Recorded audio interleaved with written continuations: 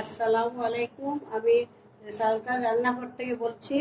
আমি আপনাদেরকে আজকে চিংড়ির মালাইকারি করে দেখাবো। চিংড়ি পেঁয়াজ বাটা নিলাম, পেঁয়াজ কাটা নিলাম, আপনার নারিকেলের দুধ লাগবে। নারিকেলকে পুড়িয়ে আপনি 2 কাপ নারিকেলকে গরম পানি দিয়ে ভিজিয়ে রাখবেন।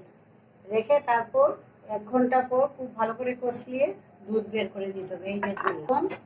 তারপরে মরিচের গুঁড়া, এখানে চিনি আছে, এখানে গরম মশলা আছে, এলাচি, দালচিনি, লং, তেজপাতা, তেল। হাঁড়িতে দিলাম তেলের মধ্যে দিয়ে পেঁয়াজটাকে লাল করে উঠিয়ে রাখতে হবে। আধা কাপ পেঁয়াজ কুচি। পেঁয়াজটাকে লাল করে ভাজতে হবে। লাল হয়ে গেছে, এখন পেঁয়াজটা উঠাইয়া দেবে।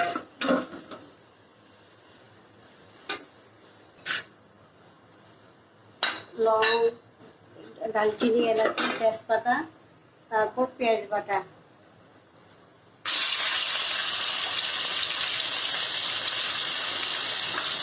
4 টেবিল চামচ পেঁয়াজ বাটা দিলাম। মালাইকারির মধ্যে, চিংড়ি মালাইকারির মধ্যে হলুদ দিতে হয় না।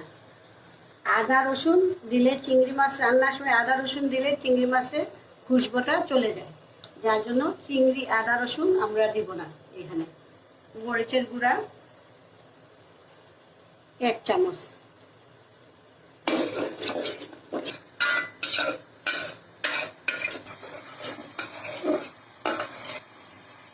চামচ জিরার গুঁড়া,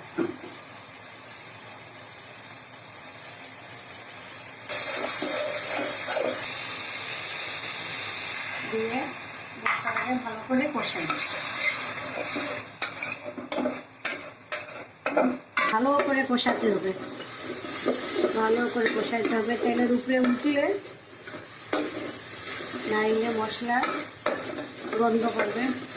সবসময় মশলা ভালো করে কষিয়ে নিতে হবে।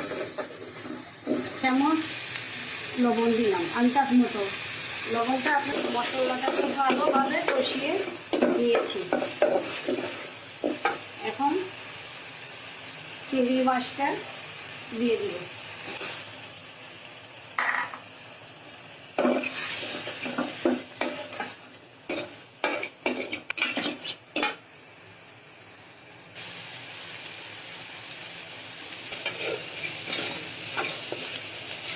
10 মিনিট পর্যন্ত চিংড়ি মাছটা কষিয়ে নেব। এখন নারিকেলের দুধ দিয়ে দিই।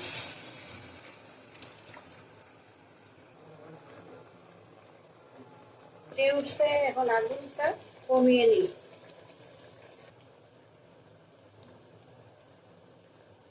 হয়ে গেছে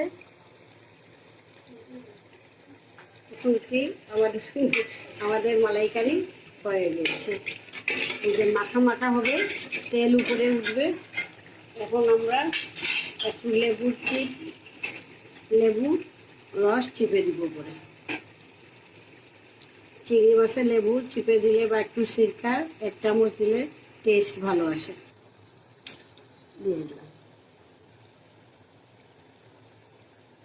পেঁয়াজ বেরেস্তা, দিলাম একটু চিনি,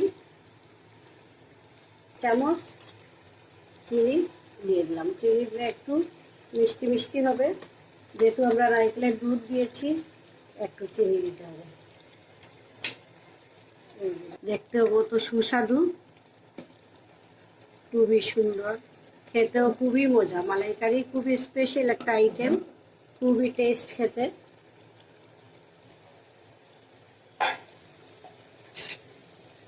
পেস্তা দিয়ে পরিবেশন করব। কোনো কিছু অসুবিধা হলে আপনারা আমাকে জানাবেন, কমেন্ট করে জানাবেন। কিছু জানতে চাইলেও আমার সাথে যোগাযোগ করলে আমি আপনাদেরকে ভালো করে বুঝিয়ে দিব।